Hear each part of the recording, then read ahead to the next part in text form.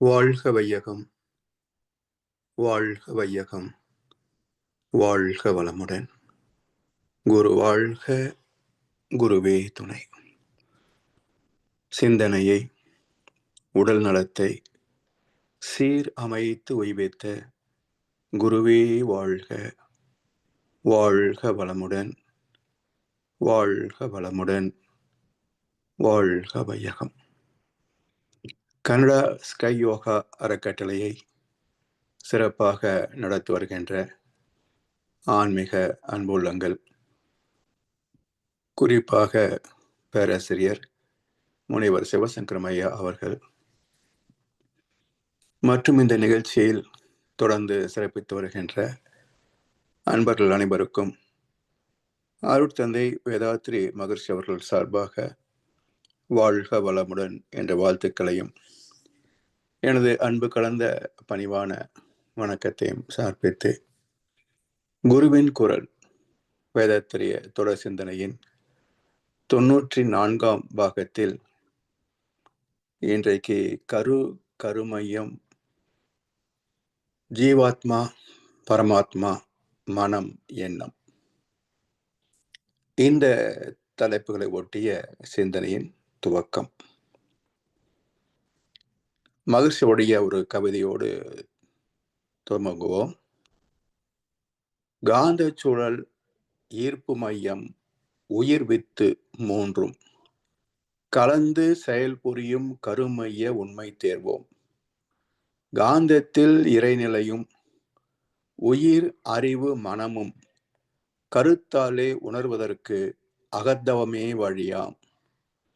காந்தமது ஐவகை தன்மாத்திரையாய் மனமாய் கர்மங்கள் பதிவு செய்து பலன் விளைக்கும் நெறியாய் காந்தமதே கருமையம் பிறப்பு இறப்பு வாழ்வாய் கண்டுகொண்டால் பேரியக்க மண்டலமே உன்னுள். இந்த கவிதையின் கருத்துக்களை தான் நம்ம தொடர்ந்து பார்க்க இருக்கின்றோம். சுருக்கமாக என்னுடைய கருத்தை பார்க்கலாம். காந்த சூழல், ஈர்ப்பு மையம். சுழற்சி என்றால் மையம் உண்டு. மையத்தில் பின்னப்பட்டால் அது இயக்கமாக ஆற்றல் வெளியே வரும். எனவே மையமும் சூழலும் இணைந்தே இருப்பவை. எனவே காந்த சூழல், ஈர்ப்பு மையம், உயிர் வித்து மூன்றும். அதாவது விதைகள் இல்லை என்றால் உயிரினங்கள் பெரும்பாலும் தோன்றுவதற்கு வாய்ப்பு இல்லை. சில விதிவிலக்கு உண்டு. வீதி எங்கும் புல் முளைக்கும், விதையை கண்டது உண்டா? தாவரங்களை சில இலையை கிள்ளி வைத்தால் கூட இன்னொரு செடி வளரும், அங்க விதை இங்கே. எனவே பெரும்பாலும் உயிர் வித்தை மையமாக கொண்டுதான் சந்ததி. எனவே காந்த சுழல், ஈர்ப்பு மையம், உயிர் வித்து, இந்த மூன்றும் கலந்து செயல் புரியும் கருமைய உண்மை தேர்வோம். கருமையம் என்றால் இந்த மூணு இருக்கும். காந்தத்தில் இறைநிலையும், அதாவது காந்தம் என்பது ஈர்ப்பு விலக்கல், டியூவல் கேரக்டர்ஸ், இரண்டு தன்மைகள். ஏகாந்தம் என்பது இறைவனுக்கான ஒரு சிறப்பு பெயர். அதாவது காந்தத்தின் ஒரு தன்மை ஏக் காந்தம், ஏகாந்தம், ஒரு தன்மையாக தனிமையான ஆற்றல், ஈர்ப்பு மட்டுமே, தஞ்சருக்கம் மட்டுமே. எனவே காந்தத்தில் இறைநிலையும் இருக்கிறது. உயிர் அறிவு மனமும் கருத்தாலே உணர்வதற்கு அகத்தவமே வழியாம். இப்போ நமக்குள்ள காந்த ஆற்றல் இருக்கு, உயிர் இருக்கு, அறிவு இருக்கு, மனம் இருக்கு. ஆனால் எண்ணத்தை கொண்டுதான் இதெல்லாம் புரிந்து கொள்ள முடியும். எனவே எண்ணத்தை கொண்டு உணர வேண்டும் என்று சொன்னால் முதல்ல எண்ணத்தை கொண்டு வந்து புருவமத்தில் நிறுத்தணும். தவத்துடைய பயிற்சி முறைக்கு எண்ணத்தை இழுக்கணும். பிறகு எண்ணம் கடந்த நிலையிலே தவத்தில் ஒன்றி போகணும். எனவே தவம் தான் இதற்கு வழி. காந்தமது ஐவகை தன்மாத்திரையாய் மனமாய். பஞ்ச பூதங்கள், பஞ்ச தன்மாற்றங்கள், 5 அறிவு வரை உள்ள ஜீவராசிகள், 5 புலன்கள், இல்ல அழுத்தம், ஒளி, சுவை, மனம் வரைக்கும் உணர முடியும். ஆனால் மனம் என்ற சிறப்பு இயக்கமாக 6ஆம் அறிவாக செயல்பட வேண்டும் என்றால் இது மனிதனுக்கு மட்டுமே சிறப்பாக அமைந்தது பகுத்தறிவு மனம். எனவே காந்தமது ஐவகை தன்மாத்திரையாய் மற்றும் மனமாய் கர்மங்கள் பதிவு செய்து பலன் விளைக்கும் நெறியாய். தாவரங்கள் வளர்கின்றன, அந்தந்த பருவத்திலே அந்தந்த பாகங்கள் வெளிப்படுகின்றன.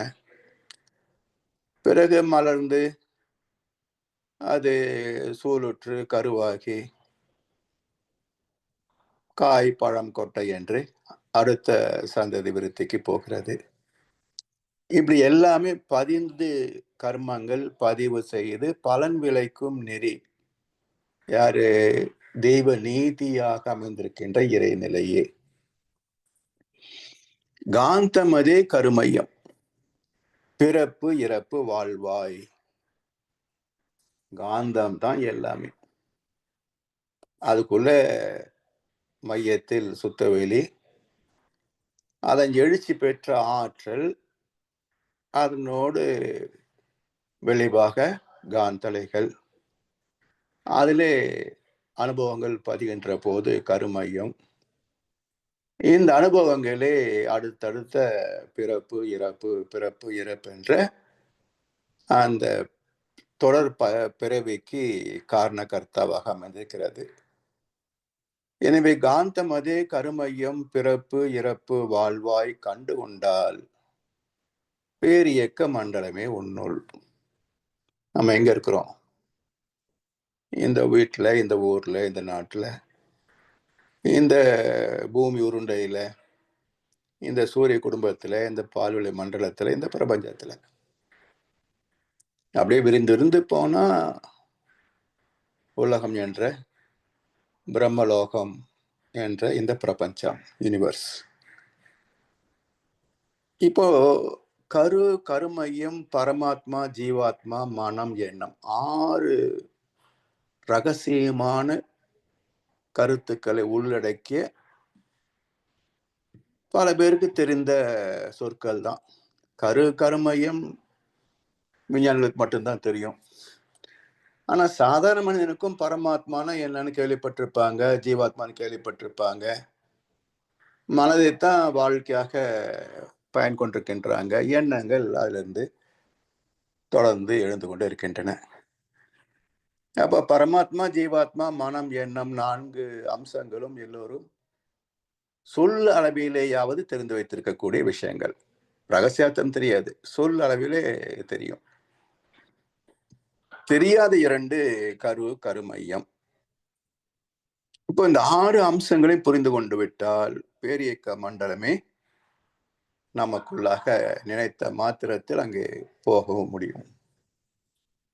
இப்போ கரு முதல் சொல், முதல் அம்சம் கரு. இப்போ எதை எடுத்துக்கொண்டாலும் கரு என்னன்னு கேட்கிறோம். கரு என்றால் ஒரு மூலம். நமக்கு மூலம் என்ன? கருவானது சொல்றோம். ஒரு குழந்தை கருவாகியது அப்படின்னு. எங்க இருந்து கருவாச்சு? தந்தையின் உயிரணுக்கள் தாயின் உயிரணுக்களோடு கருப்பையில் கலப்புற அங்கே புதிய ஒரு சிசுவின் கரு உருவாகிறது. அப்ப எந்த ஒரு உடலுக்கும் மூலம், ஒரு இயக்கத்திற்கு மூலம் என்பதெல்லாமே கரு என்ற ஒரு சொல் குறிக்கிறது. அதாவது ஆரிஜின், மூலம். எல்லாவற்றுக்கும் மூலப்பொருள் எதுவாக இருக்கும்? பிள்ளைக்கு தந்தை ஒருவன், நம் எல்லோருக்கும் தந்தை இறைவன். இது பொதுவாக எல்லாரும் ஏற்றுக்கொண்ட ஒரு கருத்து தான். இப்போ நேரடியாக இறைவனிடத்திலிருந்து வந்தோமா நம்ம? நம்ம எல்லோருக்கும் தந்தை இறைவன். அப்ப இறைவனிடத்தில் நேரா வந்தோமா என்றால் இல்லை. இது பல பேருக்கு தெரியாத ஒரு வரலாற்று உண்மைகள். எல்லாரும் கடவுள்கிட்டருந்து வந்தோம்னு பேசுறோமே தவிர, கடவுள் நேரடியாக மனிதனாக வர முடியாது என்பதை இந்து தத்துவம் பல மகான்கள் பேசியிருக்கிறார்கள். கிறித்தவ தத்துவம் இயேசு இது புதிய ஏற்பாட்டுக்கு முன்பு பழைய ஏற்பாடு பரிசுத்த வேதாகமம் முதல் அத்தியாயமே அதை பேசுகிறது. திருக்குரான்ல அது இருக்கிறதாக தெரியவில்லை. எனக்கு தெரிந்த வரைக்கும் அதுல இல்லைன்னு நினைக்கிறேன். வேறு எங்கேயுமே பரிணாமத்தை பற்றி அதிகமாக பேசியதாக செய்திகள் இல்லை. தமிழ் இலக்கணத்துல தொல்காப்பியத்திலிருந்து எல்லாமே இருக்கு. இப்படி சொல்லப்பட்ட வரலாற்று நிகழ்வுகளிலே கரு என்பது அனைத்திற்கும் மூலமாகிய ஒரு இறைநிலை. அந்த இறைநிலை எப்படி இருக்கும்? அதற்கு வடிவங்களை தந்து விட்டார்கள் இந்து சமயத்துல. கிறிஸ்தவத்திலேயும் 2 வடிவங்கள். ஒன்று இயேசுபிரான், இன்னொன்று மேரி மாதா. ஆனா அங்கே இதை கடந்த ட்ரினிட்டி என்றும் பேப்டிஸ்ட் என்றும் சில பிரிவுகள் இருக்குது. அதுல உருவமற்ற நிலையிலே தான் வழிபாடு நடத்துறாங்க. இஸ்லாத்தில் உருவம் இல்லை, அருவத்தை தான் வணங்குறாங்க. அதே போல பௌத்தம், பல பௌத்த ஆலயங்களிலே புத்தருடைய திரு உருவம் வைக்கப்பட்டிருந்தாலும் ஜப்பான்ல ஒரு புகழ்பெற்ற புத்த ஆலயம், அதுக்குள்ள புத்தர் சிலை இருக்காது. இங்கே புத்தர் காணலையே அப்படின்னா திஸ் இஸ் புத்தா என்பார்கள் ஜப்பானியர்கள். அப்போ புத்தம் என்றால் ஞானம் என்ற அர்த்தம். கௌதமர் என்ற அர்த்தம் உருவம். புத்தர் என்பது ஞானம். கௌதம புத்தர், கௌதமன் என்ற இளவரசர் ஞானம் பெற்றதால் அவர் கௌதம புத்தர் ஆகிறார். அப்ப புத்தம் என்பது ஞானம். அப்ப அந்த ஞானத்தை பெற வேண்டும். இறை உணர்வு, புத்தம் சரணம் கச்சாமி. இறை உணர்வு பெறுகின்ற போது தெய்வம் ஒரு விதி வழியாக செயல்படுகிறது என்பது உணரப்படும். அப்ப தெய்வத்தில் இருந்து இயக்கம் பிறந்த போதே பிறந்த விதி, அதுக்கு தெய்வ நீதின்னு பேர்.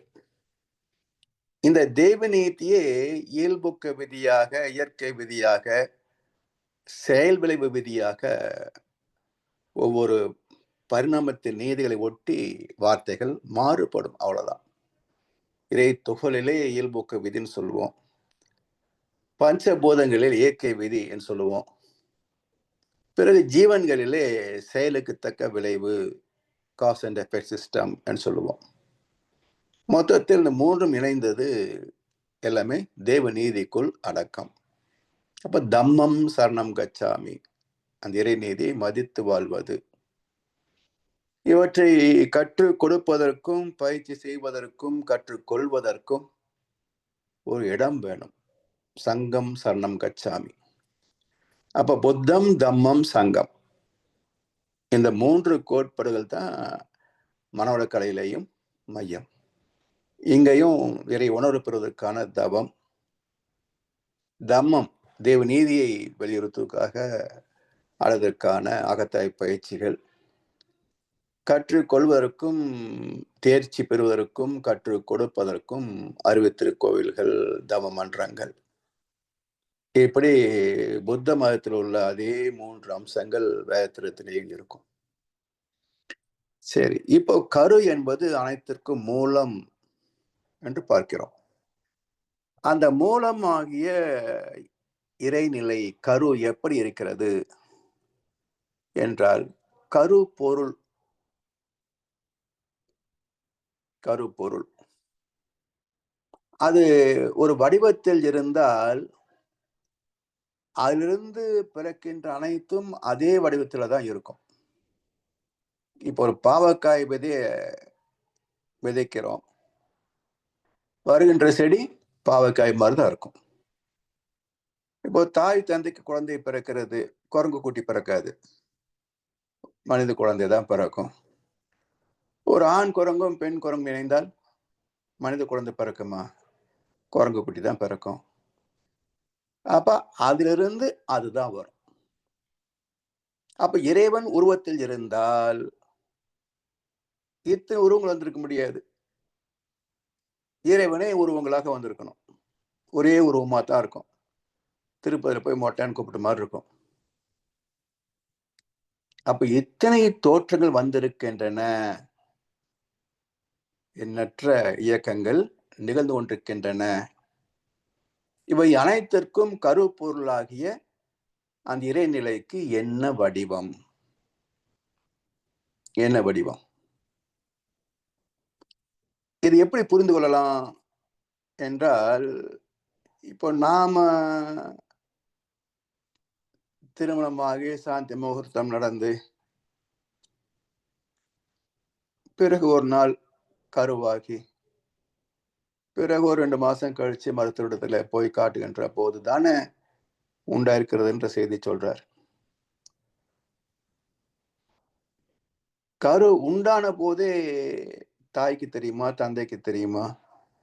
இல்ல மருத்துவரிடத்திலே போய் சோதனை செய்தால் கருவிலுக்கு எட்டுமா? அல்லது கணக்குக்கு எட்டுமா? அல்லது மருத்துவருடைய அனுபவ அறிவுக்குத்தான் எட்டுமா? யாருக்கும் எட்டாது. அப்போ 2 மாதம் அளவிலே போறபோது, அதுவும் அல்ட்ரா சவுண்ட் வச்சு தான் கருவா இருக்குன்னு சொல்றாங்களே தவிர, அத பார்க்க முடியாது. சரி. 9 மாதம் முடிந்து 10ஆம் மாதம் பிரசவம் ஆகுது. இப்போ சந்தேகம் இல்லை அல்லவா? குழந்தை தான் பிறந்திருக்கு. இது ஏன் கருவான போதே கண்டுபிடிக்க முடியவில்லை? அம்மாவுக்கும் தெரியாது, அப்பாவுக்கும் தெரியாது. மருத்துவரால் கண்டுபிடிக்க முடியல. கருவிகளும் முடியவில்லை. என்றால் இருந்ததா? இல்லையா? கருவாச்சா? இல்லையா? ஆனதுனால தானே பிறந்திருக்கிறோம். ஆனதுனால தானே 2வது மாசம் உண்டாயிருக்குன்னு சொன்னாங்க. அப்போ விஞ்ஞானத்தின் அறிவுக்கே 2 மாதம் வளர்ந்த பிறகுதான் எட்ட முடிகிறது என்றால், உருவான போது எட்டுவது இல்லை, கண்டெடுக்க சாத்தியமில்லை என்றால், இப்ப நம்முடைய பிறப்பே ஒரு அருவம் தானே! கடவுள தேட வேண்டாம். முதல்ல நம்ம தேடுவோம். என்னுடைய பிறப்பு உருவமா? இல்ல ஒரு பொருளா? என்னவாக இருந்தது? யாருடைய அறிவுக்கும், கணக்குக்கும் எட்டாத மறைபொருளாகத்தான் இருந்தது. அதுக்கு என்ன வடிவம் இருந்திருக்க முடியும்? மறைபொருளுக்கு. ம். அப்போ நம்முடைய பிறப்பே ஒரு மறைபொருள். உருவன்றியே நின்று உருவம் புனைக்கும். கருவன்றியே நின்று தான் கருவாகும். அருவன்றியே நின்ற மாயப்பிரானை குருவன்றி யாருக்கும் கூட ஒண்ணாதே என்கிறது திருமந்திரம். அப்ப கரு அன்றியே நின்று தான் கருவாகும். உரு அன்றியே நின்று உருவம் புனைக்கும். 2 கருத்து. ஒன்று, எல்லாவற்றுக்கும் அதுதான் மூலம். ஆனால் அதற்கு ஒரு மூலம் கிடையாது. 2வது, அனைத்து உருவங்களும் அதுதான். ஆனால் அதற்கு ஒரு உருவம் கிடையாது. 2 கருத்துக்கள். உருவம் அற்றது. அதற்கு ஒரு மூலம் கிடையாது. வானுக்கு மூலம் எவனோ மண்ணுக்கு மூலம் அவனே, யாருக்கும் அவனே தந்தை, அவனுக்கு தந்தை இல்லை, அல்லாஹ் பெற்ற பிள்ளை தானே யாரும். இல்லையா? எனவே கரு என்றால் வடிவமற்ற, எல்லையற்ற, மையமில்லாத மூலமான இறைவெளி, சுத்தவெளி, ஆதி சிவம். சிவம் என்று மட்டும் சொல்லக்கூடாது, ஆதி சிவம். ஏன் என்றால் பிரம்மா விஷ்ணு மீண்டும் சிவம் வரும். அந்த சிவம் என்ன என்றால் ருத்ர சிவம், முடித்து வைக்கின்ற, அழுகச் செய்கின்ற ருத்ர சிவம். அப்ப பிரம்மத்திற்கு மூலம் யாரு? பிரம்மம் படைத்தல், விஷ்ணு காத்தல், ருத்ர சிவம் முடித்து வைத்தல் என்றால் இந்த மூன்றுக்கும் கர்த்தா யார்? அதனால் ஆதி சிவமே பிரம்ம சிவம், விஷ்ணு சிவம், ருத்ர சிவம், சர்வம் சிவமயம். சுத்துவெளியை தவிர வேற எதுவுமே கிடையாது. கண்டனவெல்லாம் மௌன உரு வெளி அதாகவே கருதி அஞ்சலி செய்குவோம். இதுதான் மூலப்பொருள், கருப்பொருள். அதன் எழுச்சி வேகம், அந்த சுத்த வெளியாகிய ஆதிசிவம் எழுச்சி பெற்றதுக்கான காரணம் என்னன்னு பார்க்கணும். எழுச்சி பெறுகின்ற போது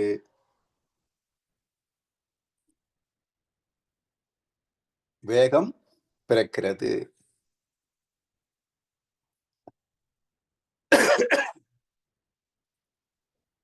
கடல் சற்று தூரம் வரைக்கும் தான் அலை தோன்றி அலைந்து கொண்டிருக்கும். அதன் பிறகு கடல் அமைதியாகத்தான் இருக்கும். எப்படி அலை தோன்றுகிறது என்றால், பூமி சுழல்கிறது அல்லவா, மற்ற கோள்களும் சுழன்று கொண்டிருக்கின்றன, சூரியனை சுற்றி வந்து கொண்டிருக்கின்றன. எல்லாவற்றையும் காந்தவெளி சூழ்ந்து அழுத்திக் கொண்டிருக்கிறது. பிரபஞ்ச காந்தவெளி சுற்றவெளி அழுத்திக் கொண்டிருக்கும். இந்த அழுத்தம் இந்த பூமி உருண்டையை எங்கு அழுத்த முடியும்? அழுத்தம் உள்ள போகணும். மண் பகுதியோ மலை பகுதியோ உள்ள போகாது அல்லவா? அப்ப எது அழுத்தத்தை தாங்கக்கூடியதாக இருக்கும்? தண்ணி. மற்ற கோள்களின் சூழ்ந்தழுத்துகின்ற சரௌண்டிங் பிரஷர் ஃபோர்ஸ், அதாவது ஈர்ப்பு விசைன்னு சொல்றாங்க இல்லையா, கிராவிட்டின்னு சொல்லுவாங்க. இப்போ அதை விஞ்ஞானமே மாற்றி அமைத்து விட்டது. there is no gravity, surrounding pressure force. இன்னும் சிறப்பாக என்ன சொல்றாங்க? Constant surrounding pressure force. Constant surrounding pressure force. எல்லா இடத்திலையும் ஒரே மாதிரியாக சூழ்ந்து அழுத்துகின்ற ஒரு ஆற்றல், தங்கியிருக்க சூழ்ந்தழுத்தும் ஆற்றல். அந்த அழுத்தத்தின் காரணமாக கடல் பகுதி அழுத்தப்படுகின்ற போது பூமி சுத்துது இல்லையா, அப்ப அந்த அழுத்தம் நகரும், தண்ணியோடு சேர்ந்து நகரும். அப்ப நகர்கின்ற போது எங்கெல்லாம் கடற்கரைகள் இருக்கும் இல்லையா, அங்க எல்லாம் அந்த அலைகள் போய் போய் மோதும். கடல் பகுதியை விட கடற்கரை உயரமா இருக்கும். அப்படி போய் மோதுகின்ற போது என்ன ஆகுது? மேல் நோக்கி எழும்பும். அப்படி எழும்பிய நீர் பின்னோக்கி மடிந்து மறுபடியும் கீழே விழுந்து உள்ள போகும் தண்ணிக்குள்ளேயே. இன்னொரு அலை அப்படியே வந்துட்டு இருக்கும். அது என்ன பண்ணுது, இப்போ உள்ள திரும்பி போகக்கூடிய அலை சற்று மேடாக இருக்கும். அப்ப வந்த அலை அங்கேயே தூக்கி மேலே வீசப்படும். இப்படி தொடர்ந்து அலைகள் தோன்ற தோன்ற கடற்கரை ஒட்டி சிறு தூரத்திற்கு வரைக்கும் பார்த்தீங்கன்னா, அலைகள் தொடர்ந்து அப்படியே நெளிந்து நெளிந்து வந்து கரையில மோதி மீண்டும் திரும்பி போவதை பார்க்கும். அந்த வட்டம் எவ்வளோ பெருசுன்னு பார்த்தீங்கன்னா, நீங்க நெதர்லாந்து, நியூசிலாந்து இந்த பக்கம்லாம் பார்த்தீங்கன்னாக்கா, அது தனி ஒரு விளையாட்டே இருக்கு. இந்த அதுக்கு என்ன ஏதோ ஒரு பேர் வச்சிருக்காங்க. ஸ்கிவிங்க என்னவோ ஒரு பேர் வச்சிருக்கிறாங்க. அந்த அலைக்குள்ள பூந்து பூந்து வரணும். அது அது ஒரு வீர விளையாட்டு அது. அது எப்படி கேமரா வச்சு எடுக்குறாங்கன்னு ஆச்சரியமா இருக்கும்.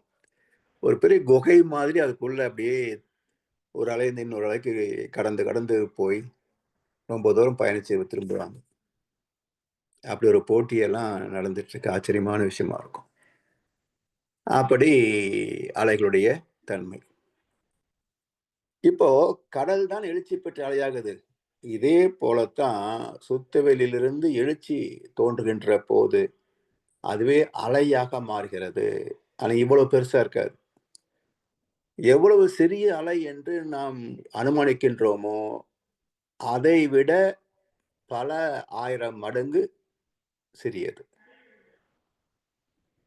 மனிதனுடைய கணிப்புக்கே எட்டாத அளவுக்கு மிக மிக மிக மிக நுண்ணிய ஒரு இயக்கம். அதுக்குள்ள ஒரு பின்னம் இருக்கும். சுத்தவெளியுடைய பின்னம்.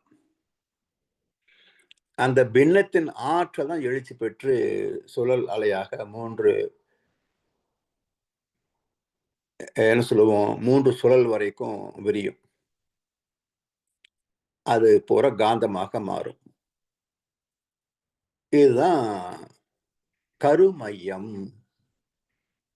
அதாவது எங்கே ஒரு சுழற்சி ஏற்படுவதற்கு ஒரு மூலம் அமைந்து போகிறதோ, அந்த சுழற்சிக்கு மையத்தில் அமைவதனால அது கருமையம்.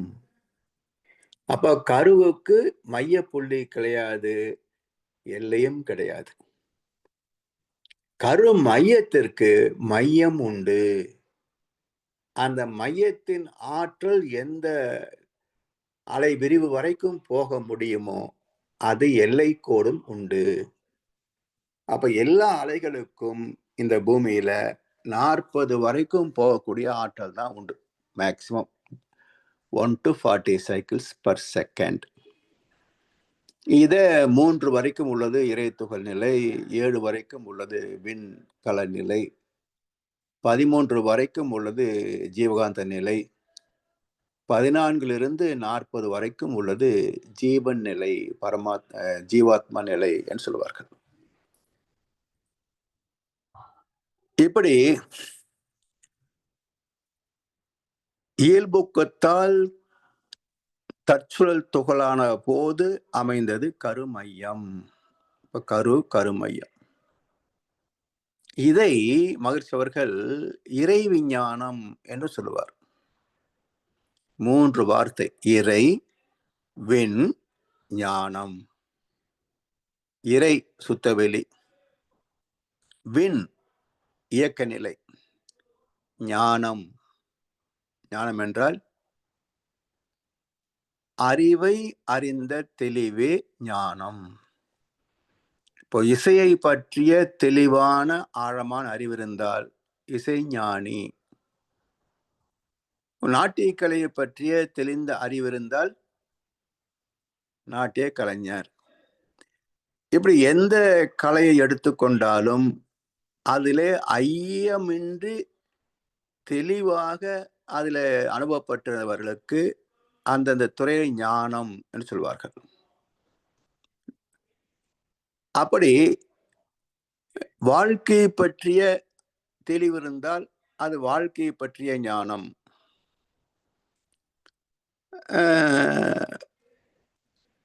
இயற்கை நிகழ்வுகளை பற்றிய தத்துவங்களை பற்றிய அறிவு இருந்தால் அது தத்துவ ஞானம். தெய்வத்தை பற்றிய அறிவு இருந்தால் அது இறை ஞானம். இப்போ எல்லாவற்றையும் இணைக்கின்ற போது 3க்குள் அடங்கும்.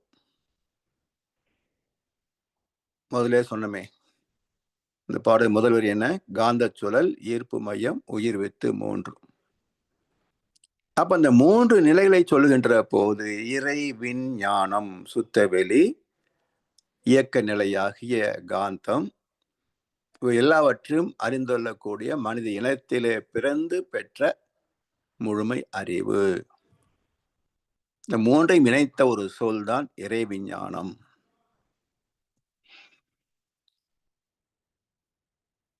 இறை என்பது இருப்பு, விண் என்பது இயக்கம், ஞானம் என்பது காந்த உணர்வு, காந்தத்தின் மூலமாக அனைத்தையும் அறிந்து தெளிந்த தெளிவு. இப்போ இந்த 3 தன்மைகள் இணைந்தது இறை துகள் என்றாலும், இதுல மிக ஆழமான ஒரு கருத்து என்ன என்றால், நாம மையம், அதாவது இருப்பு, இயக்கம், காந்தம். இன்னொரு வகையில் என்ன சொல்லுவோம்? இருப்பு, சுழல் அலை மற்றும் விரிவலை, பிறகு காந்த அலை என்று சொல்லுவோம். இப்ப இந்த வார்த்தைகள்ல நமக்கு குழப்பம் வரும். சுழல் அலைக்கும் விரிவலைக்கும் என்ன வித்தியாசம் அப்படின்னு சொல்லுவோம். அதே போல இந்த விளக்கு விரைவுன்னு சொல்கிறோமா, அது என்ன? வார்த்தையில மட்டும் வச்சுன்னு கன்ஃபியூஷன் ஆகும். இயக்கத்தை அசம்ஷன் அப்படியே கண்களை மூடி நான் சொல்ற அப்படியே கற்பனையில கவனிச்சு பாருங்க. அமாவாசை இருட்ட மாதிரி சுத்தவேலி, ஒண்ணுமே இல்லை. எங்கும் ஏகாந்தமான கும் இருட்டு தவிர வேற ஒண்ணுமே இல்லை. இதுதான் சுத்தவேலி. இதற்குள்ள அங்கங்கே ஒரு எழுச்சி தோன்றுகிறது. உடனே அந்த இருட்டுக்குள்ளேயே சில துகள்கள் தனிமைப்படுகின்றன, அறுபடுகின்றன. உடனே அதனுடைய வேகம் சுழல ஆரம்பிக்குது. இப்ப சுழல்கின்ற போது ஒரு புள்ளியில் தானே வேகம் ஆரம்பிக்கும்.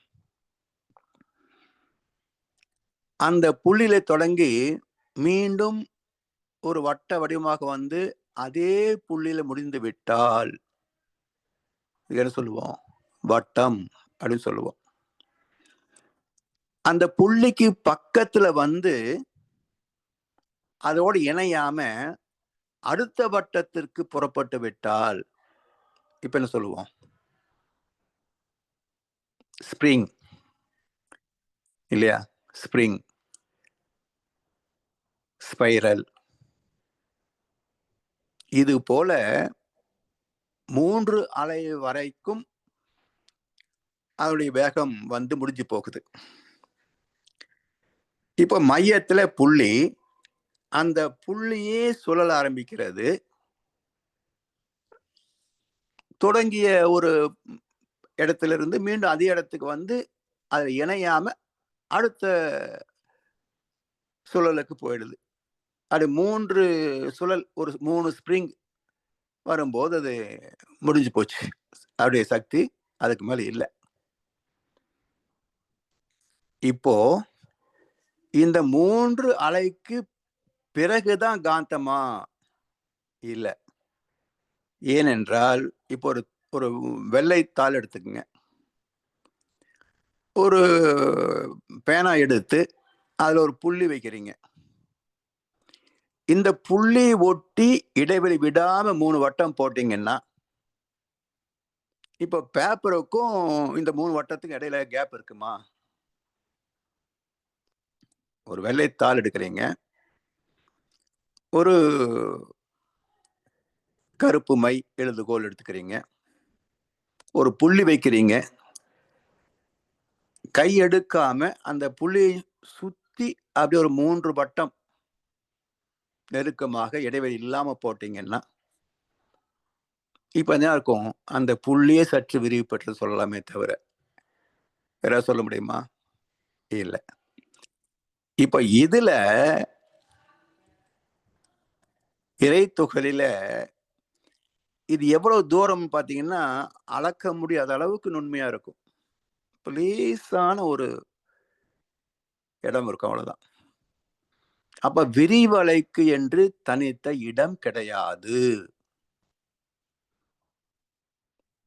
தோன்றுகிறது, சூழ்ந்திருக்கின்ற சுத்தவெளியோடவே ஊடுருவி பறக்கிறது. சுத்தவெளியிலே ஊடுருவி பரவுகிறது. 3 அலை வரைக்கும் ஊடுருவுது. அப்போ பின்னப்பட்ட சுத்தவெளியும் சூழ்ந்திருக்கின்ற வெளிக்கு இடையிலையும் கேப் இல்ல. அந்த சுழற்சியில் 3 சுழல் வரைக்கும் போகிற போதும் கேப் வர வாய்ப்பு இல்லை. ஏனென்றால் சூழ்ந்திருக்கின்ற சுத்தவெளியிலே தான் இது போய் ஊடுருவுகிறது. அப்போ நேர் அலையாக அம்பு போறத போல போக முடியாது. எல்லாமே சுழலாக சுழன்றுதான் அது விரிந்து கொண்டு போகிறது. அதனால் சுழல்கின்ற போது சுழல் அலை என்றும், ஒரு வட்டத்திலிருந்து அடுத்த வட்டம், அதிலிருந்து அடுத்த வட்டம் என்று 1, 2, 3 என்று விரிகின்ற போது விரிவலை என்றும், இந்த 3 அலைகளும் எங்கே ஊடுருவிச்சு? அந்த புள்ளியை சூழ்ந்திருக்கின்ற சுத்தவெளியிலேயே ஊடுருவியது. அதனால் இந்த விரிவலைக்கோ சுழல் அலைக்கோ தனித்த இடம் கிடையாது. அந்த புள்ளியோடு கலந்தே இதுவும் இருக்கும். அதனால்தான் இந்த இறைத்துகளிலே 3 அம்சங்கள் இருந்தாலும், இருப்பு, இயக்கம், காந்தம் என்று 3ஆக நாம் புரிந்து கொள்வதற்காக பிரித்து பேசினாலும், அதனுடைய அமைப்பு காந்த துகளாகவே இருக்கும். அதனால இறைத்துகளையே காந்த துகளாகவும் கொள்ளலாம். ஆனா ஸ்பெசிபிக்கா இறைத்துகளை விலக்கி சொல் அப்படின்னா, இருப்பு, இயக்கம், சுழல் அலை, அது 3 வரைக்கும் பெறுகின்ற போது விரிவலை, இந்த 3ம் சுத்தவெளிக்குள்ளேயே ஊடுருவியதால் காந்தம் என்று விளக்கம் சொல்லலாம். இது 3மே ஒரு நுண் துகளுக்குள் அடங்கி போனதால் இறைத்துகளையே காந்த துகள் என்றும் மதிப்பதிலே தவறு இல்லை. சரியா? மிக மிக நுணுக்கமான விஷயம். இதை தெளிவா விளங்கிக் கொண்டால் கரு, கருமையம் 2ம் விளங்கி போயிடும். கரு என்பது சுத்தவெளி மூலப்பொருள். பின்னப்பட்டு தனித்து இயக்கம் ஆகின்ற போது அதற்குள் மையம் என்று அமைவதனால் அது கருமையம். கருவுக்கு மையம் கிடையாது. பின்னப்பட்டதனால், அது மையமாக அமைந்ததனால் அது கருமையம்.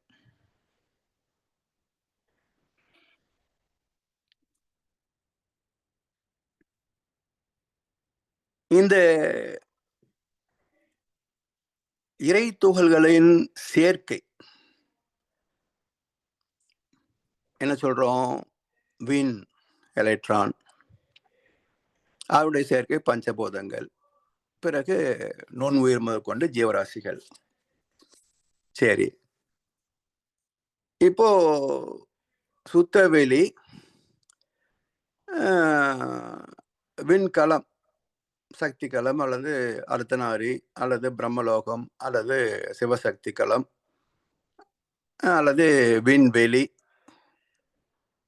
விண்வெளி என்ற வார்த்தையை பார்த்தீங்கன்னா, விண் சுழல் பிளஸ் சுத்தவெளி ஈக்குவல் டு விண்வெளி. விண் சுழல் பிளஸ் சுத்தவெளி ஈக்குவல் டு விண்வெளி. இப்போ பஞ்சபூதங்கள் வந்த பிறகு நுண் உயிர் வரணும். அங்கே ஜீவகாந்தம் என்ற ஒரு மாற்றம், ஒரு மேன்மை ஏற்படணும். இப்போ இறை துகள் என்பது விண்ணான போது வான்காந்தம். இப்போ ஜீவாந்த துகள் உயிர் ஆகின்ற போது ஜீவகாந்தம். என்றால் இறை துகளுக்கும் ஜீவாந்த துகளுக்கும் என்ன பேதம்? எப்படி இறை துகள் ஜீவாந்த துகளாச்சு? எப்படி விண் உயிராச்சு? இது ஒரு முக்கியமான புரிதல். இதை நம்முடைய மனித உடல் அமைப்பு, உடல் கூறு, குழந்தைகள் பிறப்பு, இது எல்லாம் கணக்கெடுத்து பார்க்கிற போது 3 அம்சங்கள் இதுல முக்கியமான பங்கு வகிக்கின்றன. ஒன்று 27 நட்சத்திர தொகுதிகள். இரண்டாவது இந்த சூரிய குடும்பத்தில் உள்ள நவகோள்களின் அலைவீச்சு. மூன்றாவது இந்த பூமி தோன்றிய போது ஜீவன் பிறக்கவில்லை.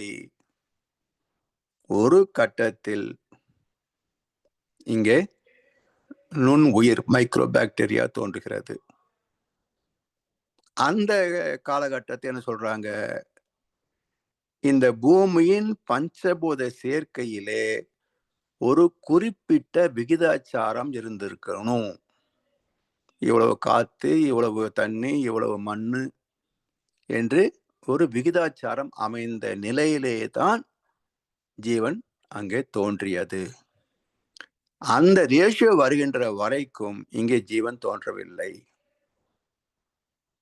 அப்போ இறை துகள் பிளஸ் 27 நட்சத்திர தொகுதிகள் பிளஸ் நவகோள்களின் அலைகள் பிளஸ் பூமியின் பஞ்சபூத சேர்க்கை ஈக்குவல் டு ஜீவகாந்த துகள். இறை துகளே ஜீவாந்த துகள் வச்சுக்கோங்க. இடையிலே இந்த மூன்றும் இணைந்ததனால் இறை துகளே ஜீவாந்த துகள் ஆகிறது. எப்படி இறைத்துகள் குவிந்து விண்ணாச்சோ அதே போல ஜீவாந்த துகள்கள் குவிந்து உயிர் இயக்கம். இப்போ விண் வந்த பிறகு பஞ்சபூதங்கள் தோன்றுது இல்லையா? அதே போல இங்கே உயிர் தோன்றிய பிறகு பஞ்சபூதங்கள் தன்மைகளுக்கு ஏற்ப இங்கேயும் 5 தன்மைகள் அமைந்த ஒன்று உயிர் துகள்கள், இது மண் தத்துவம். இரத்த ஓட்டம் நீர், வெப்ப ஓட்டம் நெருப்பு, காற்று ஓட்டம் சுவாசம் காற்று, உயிர் விண்ணு. பஞ்சபூதங்களாச்சா? இவற்றோடு இதெல்லாம் இந்த உயிர் என்பது காந்தத்துகளுடைய ஜீவாந்தத்துகளுடைய சேர்க்கை. சரி, இப்போ இது எப்படி விண் கரைந்து அந்த கரைசலிலே அழுத்தம், ஒளி சுவை மனம் என்ற பஞ்ச தன்மாத்திரைகள் வந்தனவோ அதே போல இங்க உயிரின் சுழற்சியினால காந்தலைகள் ஜீவாந்த துகள் பிரிந்து உணர்வாக தன்மாற்றம் தருகின்றன.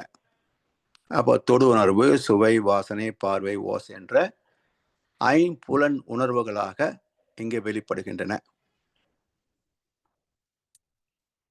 6வது அறிவாகிய பகுத்தறிவு சொல்றோம் இல்லையா?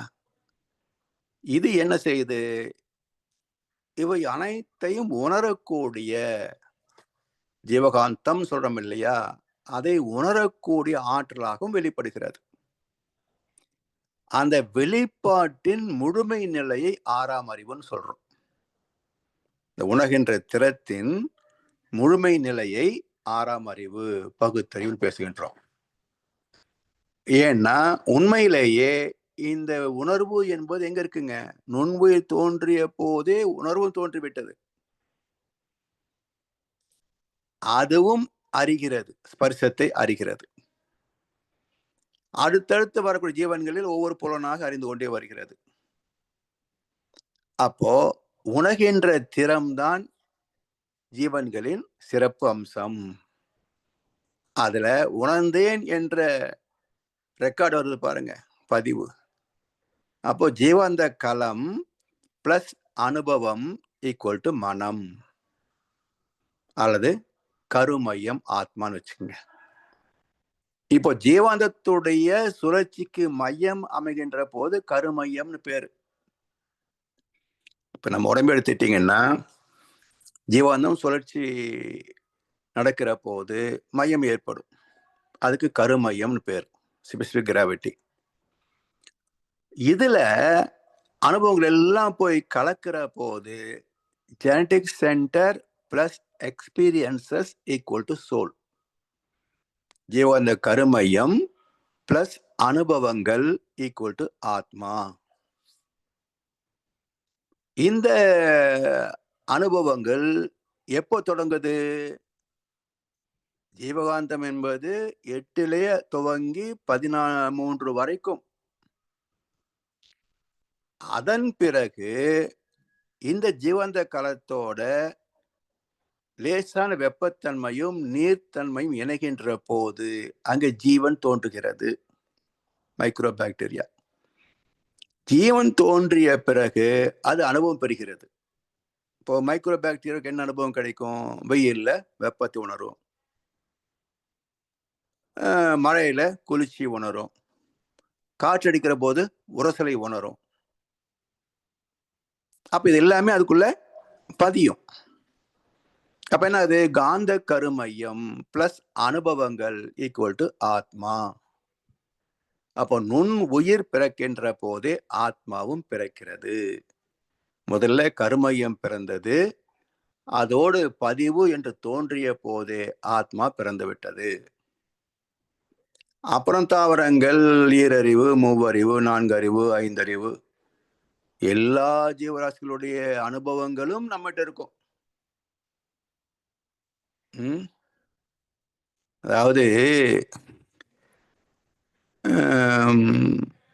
மனிதனுக்குள்ள நாயும் நரியும் புலியும் பாம்பும் வாழும் பூமியிலே ஞானம் மானம் பண்பு ஞானம் கொண்ட மனிதனை காணவில்லை. இறைவன் படைப்பில் குரங்குதான் மீதி இங்கேன்னு கண்ணசன் பாட்டுல ஒண்ணு வரும்.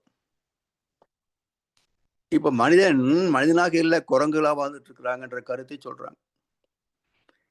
அப்ப 6ஆம் அறிவு என்ற நிலையில வருகின்ற போதுதான் இதை சிறப்பாக பகுத்தறிவுன்னு பேசுறமே தவிர, பகுத்து பார்க்கக்கூடிய அறிவு எல்லா ஜீவராசிகளிலும் உண்டு. மனம் என்பது எல்லா ஜீவராசிகளிலும் உண்டு. பதிவு என்பது நுண்ணுயிர் முதல் கொண்டு நம் வரைக்கும் எல்லா இடத்துலையும் உண்டு. அப்போ நம்மிடத்துல சிறப்பா பேசிக்கிறோம், அவ்வளவுதான். அதனால்தான்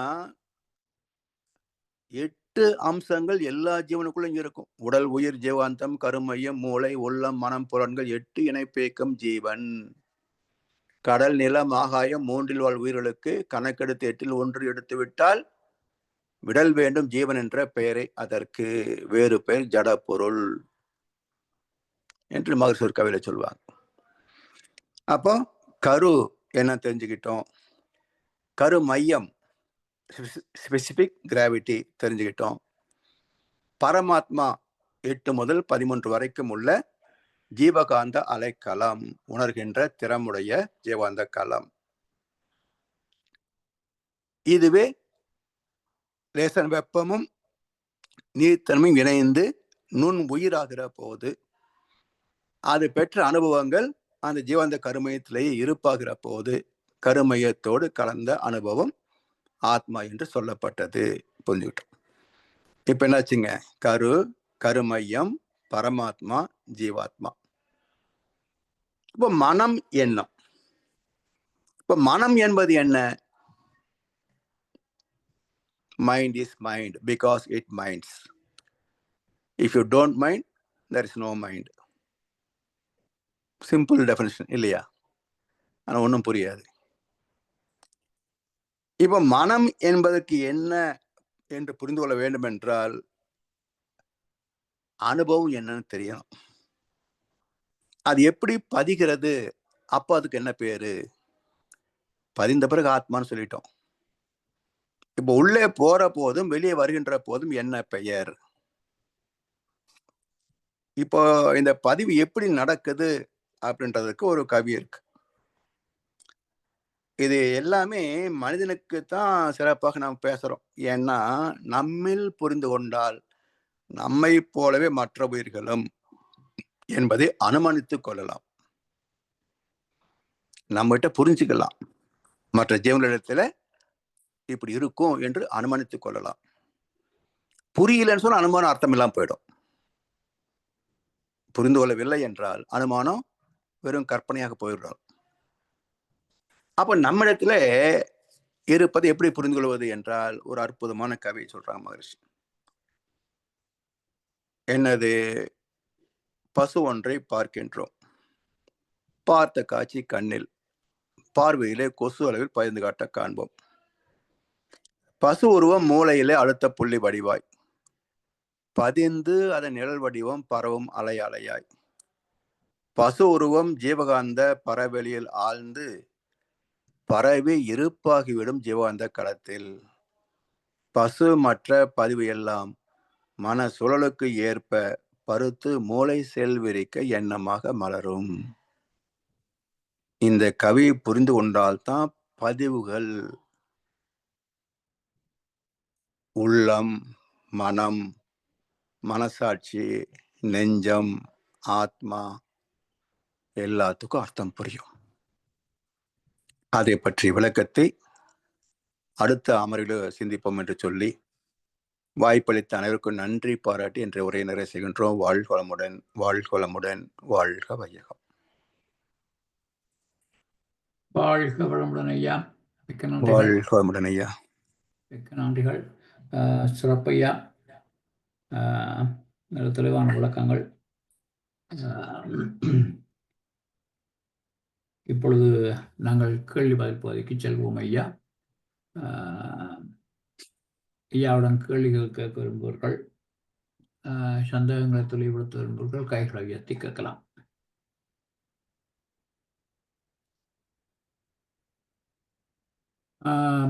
ஐயா, நானே ஆரம்பித்து வைக்கிறேன். சொல்லுங்க. இப்ப ஜடப்பொருள்களுக்கு கருமையம் இருக்கா? எல்லாவற்றும் ஜடப்பொருள் கருமையம் அதுக்கு கருமை என்ன சொல்றோம்? அதுக்கு ஆமா ஸ்பெசிபிக் கிராவிட்டின்னு சொல்றோமே அணுக்களுக்கு. அதுதான் கருமையம். உலகங்களின் ஈர்ப்பு உள்மையம் கொண்டும் உயிர் வகைகளில் காந்த கருமையம் கொண்டும் எல்லாத்தையுமே கருமையம். சுழற்சி என்று வந்தா மையம் உண்டு. மையம் உண்டு. ஓகே.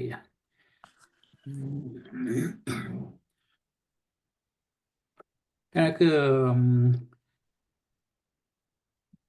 ஒரு சின்ன தெளிவு வேணும் ஐயா. இந்த விண்கள் வான்காந்தமாக இருக்கின்ற போது அங்கே அது விண்கள், பின்பு ஜீவகாந்தமாக இருக்கின்ற போது அவை சேர்ந்து உயிர்கள் தோன்றுகின்றது. அப்போ அங்கே அந்த பஞ்சதன்மாத்திரை போன்று உயிரினங்களிலே இந்த அழுத்தத்தை உணரும் திறன் ஏற்படுகின்றது. அப்போ 5 வகையான உணர்ந்திறன்கள். அது அந்த 6வது மனம் எவ்வாறு தோன்றியது ஐயா? அதான் நான் அடுத்த வாரம் சொல்றேன். அடுத்த வாரம் சொல்றீங்களா? ஓகே. இப்ப இந்த கவி பசு ஒன்றை பார்க்கின்றோம், அதெல்லாம் அது வரும். அந்த கவிக்கான விளக்கம் சொல்கின்ற போதுதான் இந்த உள்ளம், மனம், நெஞ்சம், மனசாட்சி இதெல்லாம் புரியும். அடுத்த வகுப்புல அந்த விளக்கம் சொல்றேங்க. நான் கேட்கறது இந்த 5 பஞ்சபூதங்கள் 5 இருக்கிறபடியே அந்த 5 ஈக்குவலண்டாக 5 உணர்த்துறான்கள். ஆனால் இதை மனமண்டு வருகின்ற போது 6வது பஞ்சபூதம் இல்லை. அப்போ என்னென்னு வந்தாண்டுதான் நான் 6வது பஞ்சபூதம் கிடையாது. பஞ்சபூதம் 5 தான். 6வது பூதம் தனியா கிடையாது. அது அறிவு. இந்த 5க்குள்ளும் மையமாக இருந்து பயணித்தது அறிவு. ஆமா. அந்த அறிவையே அறியக்கூடிய திறம் தான் உணர்கின்ற திறம், சென்சிங் ஃபேக்கல்டி. ம்ஹ்ம்.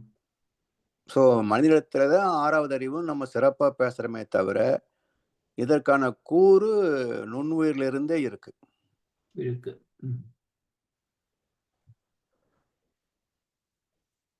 ஜனார் ஐயா, நீங்கள் கையெழுத்துனீங்க. ஐயா நீங்க ஆல்ரெடி கேட்டுட்டீங்க. ஐயா வாழ்க வளமுடன். வாழ்க வளமுடன் ஐயா. நீங்க கொடுத்த பதில வரேன்னு சொல்லிட்டீங்க. எனக்கு இந்த செயல் விளைவும் அடுத்த முறையா இருக்குமா ஐயா? அது தனி தலைப்பு. ஓ, தனி தலைப்பு. Okay okay. இதுல இந்த 6 அம்சங்கள் மட்டும்தான் நம்ம பேச போறோம். Okay okay okay okay. எல்லாம் சயின்டிஃபிக்கா இருக்கு ஐயா. ஆனா அப்புறம் எப்படி அதுக்கு அந்த உணர்ச்சியலும் அது எப்படி செயல் விளைவெல்லாம் வருதுன்ற பற்றி தான் எனக்கு கேள்வி இருக்கு. அது அடுத்த முறை தலைப்பு. செயல் விளைவு வரும்போது அந்த தலைப்பு வச்சுக்கலாம். ஆமா ஐயா. வாழ்க வளமுடன். வாழ்க வளமுடன்.